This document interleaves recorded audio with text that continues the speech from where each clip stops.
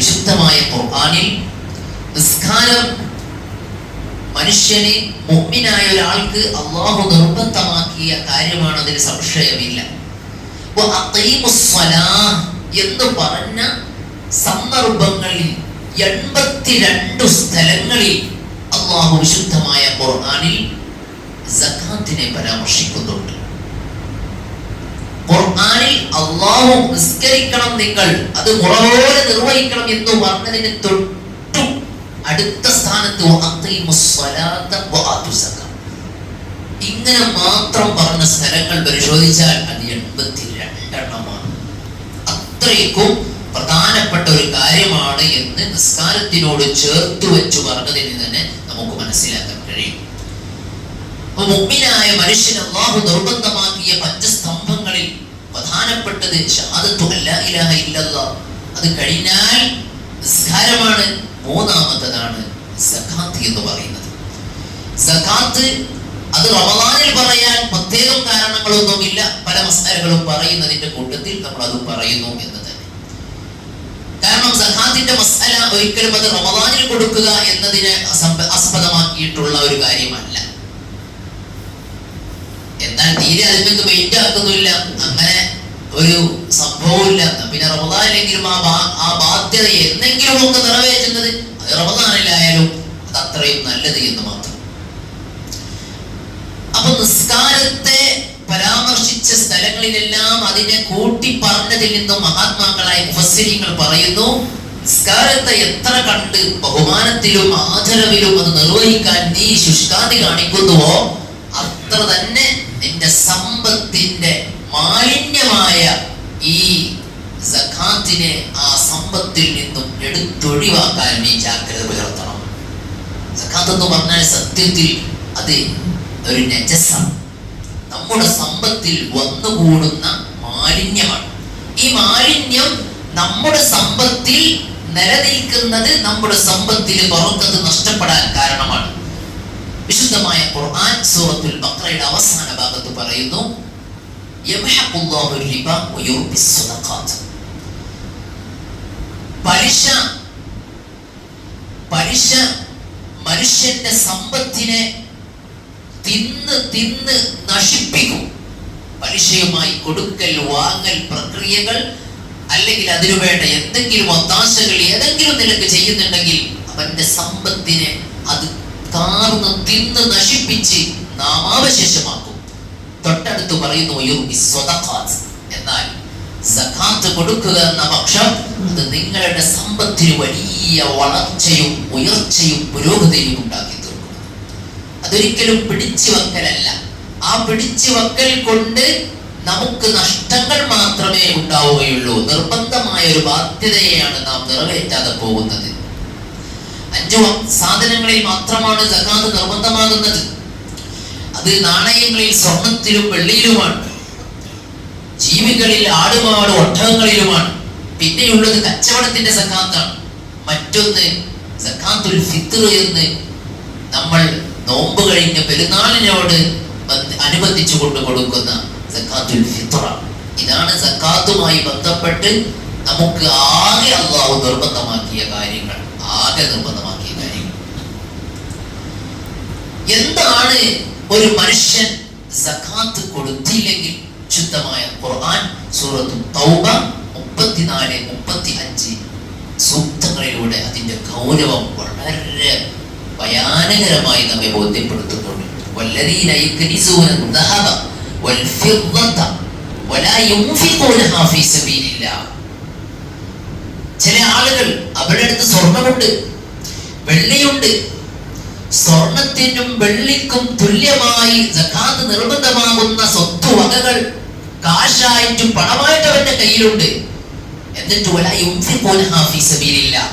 അല്ലാഹു പറഞ്ഞ് മാർഗമുണ്ട്, അത് ഇത്രയുണ്ടായാൽ അല്ലെങ്കിൽ ഇത്ര അതിന്റെ കണക്ക് വന്നാൽ ആ നിന്റെ സമ്പത്തിൽ നിന്ന് അത് മാറ്റി അതിന്റെ അർഹരായ ആളുകൾക്ക് കൊടുക്കണം എന്ന് അല്ലാഹു പറഞ്ഞ ആ ഫീ സബീലില്ലാഹ് അല്ലാഹു പറഞ്ഞ മാർഗത്തിൽ നീ അതിനെ ചെലവഴിക്കാത്തൊരു മനുഷ്യൻ, അല്ലാഹു തുറന്നു പറയുന്നു, അള്ളാഹു ഉപയോഗിച്ച വാക്യം നിങ്ങൾ നോക്കണം. ഫബശ്ശിർഹും, നിങ്ങൾ അവരെ സന്തോഷ വാർത്ത അറിയിക്കുക നബിയെ. എന്തുകൊണ്ടാണ് അവർക്ക് സന്തോഷ വാർത്ത?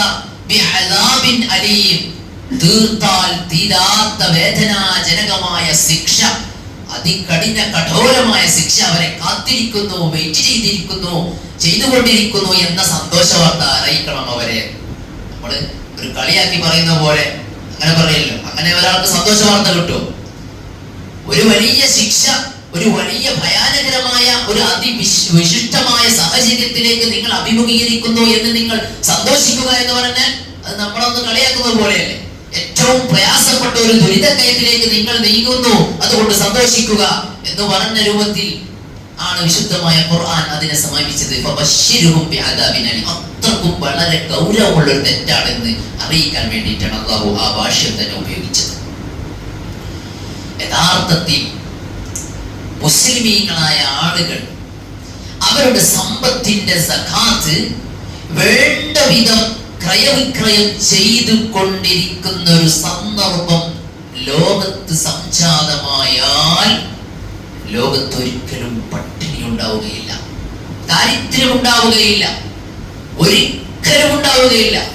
അത് ഇസ്ലാമിക ലോകത്ത് ഇസ്ലാമിക ഭരണം നടന്നിരുന്ന കാലഘട്ടത്തിൽ അന്നത്തെ രാജാക്കന്മാർ നീതിയുക്തമായ ഭരണം നടത്തിയ വലിയ വലിയ മഹാത്മാക്കൾ അവരെ കാലഘട്ടത്തിൽ അത് നമുക്ക് കണ്ടു തെളിഞ്ഞ ഒരു കാര്യം കൂടിയാണ്. അത് വെറുതെ പറയുന്ന ഒരു പറച്ചിൽ മാത്രമല്ല.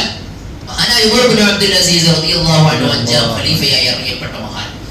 അതിനു മുമ്പ് ഖുലഫാഉർ റാഷിദുകളുടെ കാലം, ഇസ്ലാമിക ഭരണം നടന്നിരുന്ന കാലഘട്ടത്തിൽ സകാത്തിന്റെ വിനിയോഗം പരിപൂർണാർത്ഥത്തിൽ നടന്നിരുന്ന കാലങ്ങളായിരുന്നു.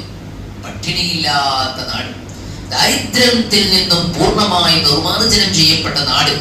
അത് അല്ലാഹുവിന്റെ പ്രത്യേകമായ ഒരു സംവിധാനമാണ് യഥാർത്ഥത്തിൽ ഇത്. ഈ ലോകത്ത് ജീവിക്കാനുള്ള സർവ്വസമ്പത്തും റബ്ബ് ഇറക്കുന്നുണ്ട്. പക്ഷേ അത് ചിലരെ ദരിദ്രന്മാരായും ചില ധനികന്മാരായും അത് ഈ സമൂഹത്തിന്റെ നല്ല നിലയിലുള്ള അവസ്ഥ നിലനിന്നു പോകാൻ വേണ്ടിയിട്ടാണ്. എന്നാൽ എല്ലാവർക്കും ജീവിക്കാനുള്ള സമ്പത്തുകൾ നൽകപ്പെടുന്നുണ്ട്. അത് ധനികന്റെ കയ്യിൽ ഏറെ വരുന്നത് അവന്റെ സമ്പത്തിന്റെ മാലിന്യത്തിന് അവകാശപ്പെട്ടതായ മറ്റുള്ള ആളുകൾ അവർക്ക് കൊടുക്കുന്ന പക്ഷം എല്ലാ പ്രശ്നങ്ങൾക്കും ഇവിടെ പരിഹാരം ഉണ്ടാകും. ഇതുകൊണ്ടാണ് സക്കാത്ത് നിർബന്ധമാക്കിയത് തന്നെ. അപ്പോൾ അത് അത്രയും ഗൗരവത്തിലെടുക്കണം. ഈ ആയത്തിനെ വിശദീകരിച്ചുകൊണ്ട് തൊട്ടടുത്ത ആയത്തിൽ അല്ലാഹു പറയുന്നു അതിന്റെ ശിക്ഷ എത്രമാത്രം കഠോരമാണ് എന്നുള്ളത്. യൗമ യുഹ്മാ അലൈഹാ ഫീ നാരി ജഹന്നമ ഫതുഖ്വാ ബിഹാ ജിബാഹുഹും വജുനൂബുഹും വദുഹൂറുഹും ഹാദാ മാ കനസ്തും ലിഅൻഫുസികും ഫദൂഖൂ മാ കുൻതും തക്നിസൂൻ. എത്ര കഠോരമായ ഭയാനകരമായ ഭാഷയിലാണ് ഖുർആൻ ബാക്കി പറയുന്നതെന്നറിയാം. എന്താണ് ഇങ്ങനെ തങ്ങളുടെ സമ്പത്തിന്റെ സകാത്ത് അതിന്റെ അവകാശികൾക്ക് കൊടുക്കപ്പെടാത്ത രീതിയിൽ അതിനെ സ്വന്തം സമ്പത്തായി തന്നെ നിലനിർത്തിക്കൊണ്ടിരിക്കുന്ന ആളുകൾക്ക് നാളെ ആഖിറത്തിൽ അനുഭവിക്കാതിരിക്കുന്ന ശിക്ഷ എന്ന് തുടർന്ന് ഖുർആൻ വിശദീകരിക്കുകയാണ്. യൗമ യുഹ്മാ അലൈഹാ, യൗമ യുഹ്മാ അലൈഹാ, ആ മനുഷ്യന്മാരുടെ മുഴുവനും മേൽ സമ്പത്തിന്റെ സകാത്ത് നിർവഹിക്കാത്ത മനുഷ്യന്മാർക്ക് അവരെ എന്തൊരു വസ്തുവിനാണോ അവർ സകാത്ത് കൊടുക്കാത്തത്, സ്വർണം, വെള്ളി, അവർക്ക് ഉണ്ടായിരുന്ന നാൽക്കാലികളിൽ നിന്നുമുള്ള ആടുമാട് ഒട്ടകങ്ങൾ, അല്ലെങ്കിൽ കച്ചവടവുമായി ബന്ധപ്പെട്ടവർ പ്രവർത്തിച്ചപ്പോൾ ഉണ്ടായിരുന്ന ആ വസ്തുവകകൾ, ഈ സകാത്ത് നിർബന്ധമായ സർവ്വ വസ്തുക്കളും വലിയ വലിയ പലക കഷ്ണങ്ങളായി രൂപപ്പെടും. പലക കഷ്ണങ്ങൾ എങ്ങനത്തതാണ്? യൗമ യുഹ്മാ അലൈഹാ ഫീ നാരി ജഹന്നം, നരകത്തിൽ ആ സമ്പത്തുകളും വസ്തുവകകളും മുഴുവനും പ്രത്യേകമായ വലിയ ഈ നാട്ടിലെ ചൂടിനേക്കാളും 70,000 ഇരട്ടിയുള്ള വലിയ ശക്തമായ ചൂടുള്ള വലിയ വലിയ പലക കഷ്ണങ്ങളായി രൂപാന്തരപ്പെടും. എന്നിട്ട് ഫതുഖ്വാ ബിഹാ ജിബാഹുഹും, അവരുടെ നെറ്റിത്തടങ്ങളും മുഖങ്ങളും അതുകൊണ്ട് ഇങ്ങനെ ചൂടുവെക്കപ്പെട്ടുകൊണ്ടിരിക്കും. മാത്രമല്ല വജുനൂബുഹും വദുഹൂറുഹും, അവരുടെ സൈഡുകളും വശങ്ങളും പാർശ്വങ്ങളും മുതുകുകളും പുറവും എല്ലാ ഭാഗങ്ങളും ഈ സമ്പത്തുകൾ അത്രമാത്രം ഇരട്ടിയുള്ള ചൂടുള്ള വലിയ വലിയ പലകകൾ കൊണ്ട് അവരെ ഇങ്ങനെ ചൂടുവെക്കപ്പെട്ടുകൊണ്ടിരിക്കും. നരകത്തിൽ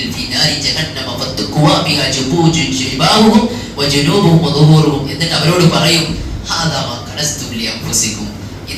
ഇതായിരുന്നു നിങ്ങൾ നിങ്ങളുടെ സ്വന്തത്തിന് വേണ്ടി മറ്റുള്ളവരുടെ അവകാശമായി നിങ്ങളുടെ സമ്പത്തിൽ അല്ലാഹു വെച്ച ഈ സമ്പാദ്യങ്ങൾ, ഇതായിരുന്നു നിങ്ങൾ പൂഴ്ത്തി വെച്ചിരുന്ന, നിങ്ങൾ മറ്റുള്ളവർക്ക് കൊടുക്കേണ്ടിയിരുന്ന ധനം, സമ്പാദ്യം, ഇതാണ് നിങ്ങൾ ഇപ്പോൾ അനുഭവിച്ചു കൊണ്ടിരിക്കുന്നത്. അതുകൊണ്ട് നിങ്ങൾ അന്ന് എടുത്തു വെച്ചിരുന്ന ആ സമ്പാദ്യങ്ങളൊക്കെ ഉണ്ടല്ലോ, അന്യന്റെ അവകാശമായിരുന്ന ആ സമ്പാദ്യങ്ങളൊക്കെ ഉണ്ടല്ലോ, അതിന്റെ ഏറ്റവും വലിയ രുചിയും ടേസ്റ്റും ഇതാ അനുഭവിച്ചോളൂ. നോക്ക് നിങ്ങൾ, വിശുദ്ധമായ ഖുർആൻ എത്ര ഗൗരവത്തിലാണ് അത് ബോധ്യപ്പെടുത്തുന്നത്. അപ്പൊ സമ്പത്തിന്റെ സക്കാത്ത്, കച്ചവടത്തിന്റെ സക്കാത്ത്, സ്വർണം വെള്ളിയുടെ സക്കാത്ത്, ഇങ്ങനെയുള്ള സക്കാത്തുകൾ മുഴുവനും അതിന്റെ മുറ പോലെ നിർവഹിക്കാൻ നമുക്ക് കഴിയണം. അല്ലാഹു തൗഫീഖ് നൽകി അനുഗ്രഹിക്കുമാറാകട്ടെ. വളരെ വിശാലമായി പറയേണ്ട ഒരു വിഷയമാണ്. സ്വർണത്തിന് എപ്പോൾ സക്കാത്ത് വരും, വെള്ളിക്ക് എപ്പോൾ സക്കാത്ത് വരും, അതുപോലെ തന്നെ കച്ചവടത്തിന് എപ്പോൾ സക്കാത്ത് വരും, അതിന്റെ നിബന്ധനകൾ എന്തൊക്കെയാണ്, അതുപോലെ തന്നെ നമ്മുടെ ആടുമാട് ഒട്ടകങ്ങൾ അങ്ങനത്തെ എന്തെങ്കിലും സമ്പാദ്യങ്ങൾ മനുഷ്യരുണ്ടെങ്കിൽ അതിലെപ്പോൾ സക്കാത്ത് വരും. ഇതൊക്കെ വളരെ കൂടുതൽ വിശാലമായി പറയേണ്ട കാര്യങ്ങളാണ്. അതിനൊക്കെ നിബന്ധനകളുണ്ട്. ചിലപ്പോൾ പലപ്പോഴും പലരും ചോദിക്കാറുണ്ട്, കുറിക്ക് കൂടിയാൽ സക്കാത്ത് ഉണ്ടാകുമോ, അതുപോലെ തന്നെ അക്കൗണ്ടിൽ പൈസ ക്രെഡിറ്റായി അതിന് സക്കാത്ത് വരുമോ, ഇങ്ങനെ പല രൂപത്തിലുള്ള ചോദ്യങ്ങൾ ചോദിക്കുന്ന പലരുമുണ്ട്.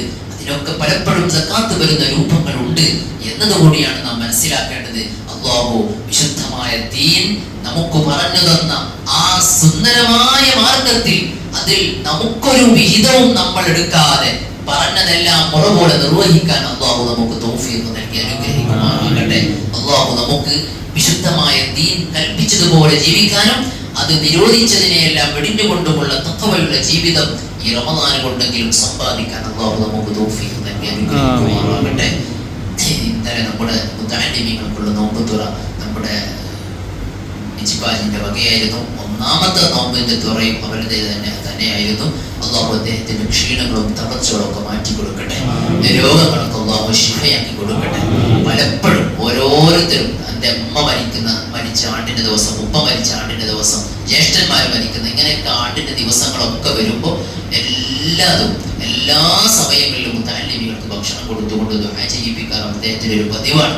അല്ലാഹുവേ, അത് അവർക്ക് നാളേക്കുള്ള ഒരു മുതൽക്കൂട്ടാക്കി കൊടുക്കണേ. നമ്മളോ മരണപ്പെട്ടു പോയാൽ നമുക്കും നിസ്കരിക്കാനും ദുആ ചെയ്യിപ്പിക്കാനും ഓതാനും സ്വതഖ ചെയ്യാനും ഒരുപാട് ആളുകളെ ഞങ്ങൾക്കും അവർക്കൊക്കെ തരണേ അല്ലാഹുവേ.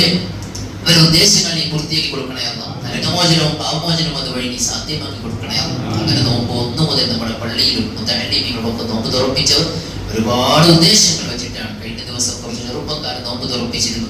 അല്ലാഹുവേ, അവർക്കും എല്ലാ ഉദ്ദേശങ്ങളും നീ പൂർത്തിയാക്കി കൊടുക്കണേ അല്ലാഹ്. അവരുടെ ആ സന്മനസ് നാളെ സ്വർഗീയ ലോകത്തേക്കുള്ള വലിയ സൽക്കാരത്തിന് കാരണമാക്കണേ അല്ലാഹ്. അങ്ങനെ ഓരോ ദിവസങ്ങളിലും നോമ്പ് തുറപ്പിക്കുന്നവർ ഇനി അങ്ങോട്ടുള്ള ദിവസങ്ങളിൽ ഏറ്റെടുത്തവരൊക്കെയുണ്ട്. റബ്ബേ, അവർക്ക് എല്ലാവർക്കും നീ ഖൈറുകളും ബറക്കത്തും നൽകണേ അല്ലാഹ്. അതുപോലെ തന്നെ ഇന്ന് നമ്മുടെ നോമ്പ് തുറ നമുക്ക് ഏറ്റവും വേണ്ടപ്പെട്ട ഒരു വ്യക്തിയുടേതാണ്. മുത്തഅല്ലിമീങ്ങൾക്ക് വിളിച്ചു കൊണ്ടുപോയി നല്ല പോലെ അവർക്ക് ഹദിയയൊക്കെ കൊടുത്ത് വളരെയധികം സന്തോഷിപ്പിക്കും. നേരത്തെയും അങ്ങനെ മുത്തഅല്ലിമീങ്ങൾക്ക് ചെയ്യുന്നതിലൊക്കെ വളരെ ഹെവിയായി ചെയ്യുകയും അതിൽ വലിയ സന്തോഷം കാണുകയും അതിനുവേണ്ടി ഒത്താശകൾ ചെയ്യുന്ന ഒരു വ്യക്തി കൂടിയാണ്. നേരത്തെ അതിനുവേണ്ടി സ്വന്തമായി ചെയ്യും, മറ്റുള്ളവരെ ഓഫർ ചെയ്യിപ്പിക്കുകയും ചെയ്യും. അങ്ങനെയൊക്കെ ഈ ദീനിനു വേണ്ടി പ്രവർത്തിക്കുന്നതിൽ വലിയ ശുഷ്കാന്തിയും ആഗ്രഹവും താല്പര്യമുള്ള അല്ലാഹുവേ, അദ്ദേഹത്തിന് ഇനി വലിയ ബർക്കത്ത് നൽകണേ അല്ലാഹ്. അദ്ദേഹത്തിന്റെ മക്കളുടെ ജോലിയിൽ വിദേശത്ത് ജോലി ചെയ്യുന്ന ജോലികളിലൊക്കെ നീ ബർക്കത്ത് നൽകണേ അല്ലാഹ്. മക്കളും മരുമക്കളും അങ്ങനെയൊക്കെ ആയിട്ട് ഗൾഫിലേക്ക് പോകുന്നവരുണ്ട്. അവരുടെ എല്ലാവരുടെയും യാത്രകളിൽ സർവ്വ ആപത്തുകളിൽ നിന്നും നീ കാത്ത് രക്ഷിച്ച് സലാമത്തോടെ യാത്രയാക്കി കൊടുക്കണേ അല്ലാഹ്. മക്കളുടെ ദാമ്പത്യ ജീവിതത്തിൽ കുടുംബജീവിതത്തിലൊക്കെ നീ വലിയ ബർക്കത്ത് നൽകണേ അല്ലാഹ്. മക്കളെ ആശിക്കുന്നവരുണ്ട്. അവരിൽ അല്ലാഹുവേ, നല്ല സ്വാലിഹീങ്ങളായ മക്കളെ കൊടുത്ത് അനുഗ്രഹിക്കണേ അല്ലാഹ്. അങ്ങനെ ഒരുപാട് ആളുകൾ ദുആ കൊണ്ട് വസിയത്ത് ചെയ്തവരുണ്ട്. ഞങ്ങളുടെ മുത്തഅല്ലിമീങ്ങൾക്ക് ഹദിയകൾ കൊടുത്തുകൊണ്ടിരിക്കുന്നവരുണ്ട്. അങ്ങനെ പല നിലക്കായി ദുആ കൊണ്ട് കടപ്പെട്ടവരെ എല്ലാവരുടെയും എല്ലാ ഉദ്ദേശങ്ങളും അറിയുന്ന നാഥ, എല്ലാവർക്കും വലിയ ഖൈറാത്തുകൾ നൽകണേ അല്ലാഹ്. വിശുദ്ധമായ റമദാൻ അനുകൂലമായി സാക്ഷി നിൽക്കുന്നവരിൽ അവരെയും ഞങ്ങളെയും നീ ഉൾപ്പെടുത്തണേ പടച്ചോനെ. ഞങ്ങൾ എവിടെയും നീ പരാജയപ്പെടുത്തല്ല അല്ലാഹ്. ഒരിടത്തും ഞങ്ങളെ വഷളാക്കി കളയല്ല അല്ലാഹ്. ലൈലത്തുൽ ഖദറിന്റെ പുണ്യം നീ ഞങ്ങൾക്ക് റമദാൻ അവശാരമായി സ്വീകരിക്കാൻ അവസരം തന്നതുപോലെ ലൈലത്തുൽ ഖദറിന്റെ പുണ്യവും നീ ഞങ്ങൾക്ക് നിന്റെ മഹത്തായ ഫضل കൊണ്ട് തന്നനുഗ്രഹിക്കണേ അല്ലാഹ്. തന്നനുഗ്രഹിക്കണേ അല്ലാഹ്. ഫലസ്തീനികളായി വേദന അനുഭവിച്ചു കൊണ്ടിരിക്കുന്ന ഞങ്ങളുടെ സഹോദരങ്ങൾക്ക് നീ സമാധാനം നൽകണേ അല്ലാഹ്. ശത്രുക്കളെ നീ പരാജയപ്പെടുത്തണേ അല്ലാഹ്.